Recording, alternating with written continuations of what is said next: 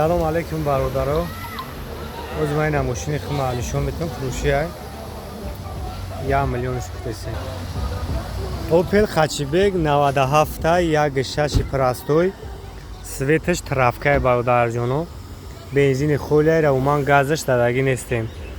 یک بار 5 ساله داده سیمون یک بار وایش کردیم کل ساعتش کردیم. خب این اچ خلوی 700 سیمونش دادگیم و نوی رنگی مثل پادسویت های ماشین. خب پرابیگی 248,000. خب کانسانیر دور چاشکی و شان وارد کردی نداره. نه کافون را گیرنش. یا ساستیانش توزار کی بعد 4 تا بالون 4 تا 20 زدگیشم. نرخش 37,000 سومونی. این نمره ما در روی اکران است. کس در خچیبگ در کوه زنگ بزنه. خریداری کنکریتی باشه زنگ بزنه.